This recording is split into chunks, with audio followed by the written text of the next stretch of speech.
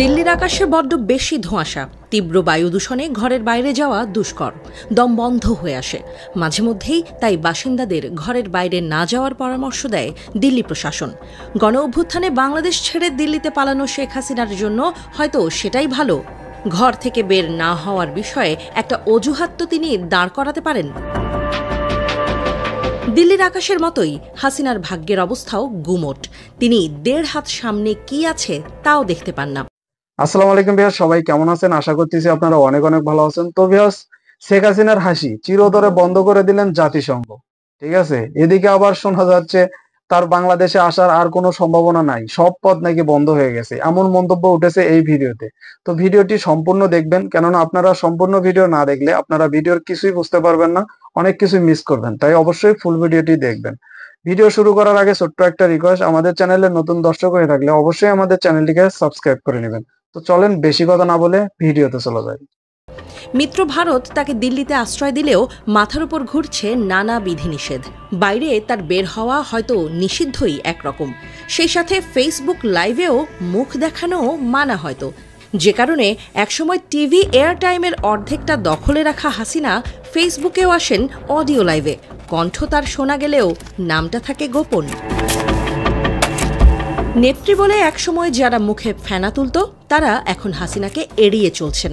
তার সব সুবিধা নেওয়া ব্যক্তিটিও আদালতে দাঁড়িয়ে বলেন হাসিনার ওয়াসওয়াসায় তারা ভুল করেছেন, আর কখনো আওয়ামী লীগই করবেন না। এমন দুর্দিনে হাসিনার জন্য আরেক দুঃখের খবর, আন্তর্জাতিকভাবে প্রমাণ হয়ে চলেছে তার অপরাধ। বিশ্বের সব রাষ্ট্রের প্রতিষ্ঠান, জাতিসংঘের প্রতিবেদনও যাচ্ছে তার বিপক্ষে। কাজে লাগছে সেই অ্যাওয়ার্ড। সবাই দেখছে কতটা জঘন্য কাজ করেছেন তাদের চ্যাম্পিয়ন অব দ্য আর্থ। এবার গত বছরের জুলাই আগস্টে ছাত্র জনতার আন্দোলনকে দমন করার সময় মানবাধিকার লঙ্ঘন করেছে সাবেক প্রধানমন্ত্রী শেখ হাসিনার সরকার।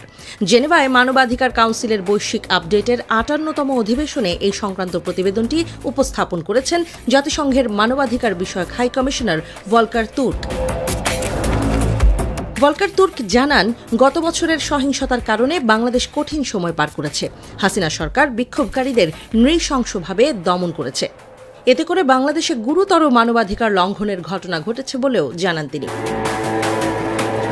জাতিসংঘের এই কর্মকর্তা বলেন, বাংলাদেশ এখন নতুন ভবিষ্যতের পরিকল্পনা করছে এবং তাদের এই প্রতিবেদন এক্ষেত্রে বড় ভূমিকা রাখবে বলে আশা তার।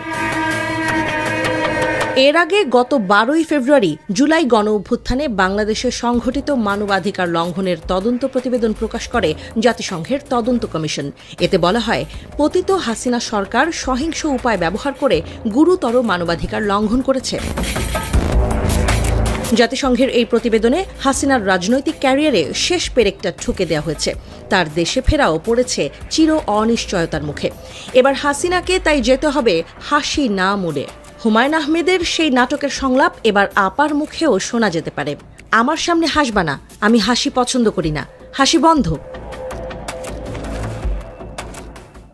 তো ভিউয়ার্স, আজকের ভিডিওটি এই পর্যন্তই ছিল। ভিডিওটি আপনাদের কাছে কেমন লেগেছে? যদি ভালো লেগে থাকে অবশ্যই ভিডিওটিতে একটি লাইক দিবেন। চ্যানেলে নতুন হয়ে থাকলে অবশ্যই আমাদের চ্যানেলটিকে সাবস্ক্রাইব করে নেবেন। আর হ্যাঁ, ভিডিও সম্পর্কে আপনাদের যদি কোনো মতামত থেকে থাকে আমাদের অবশ্যই কমেন্ট করতে ভুলবেন না। তো চলেন আজকের মতো এখানেই বিদায় নিচ্ছি।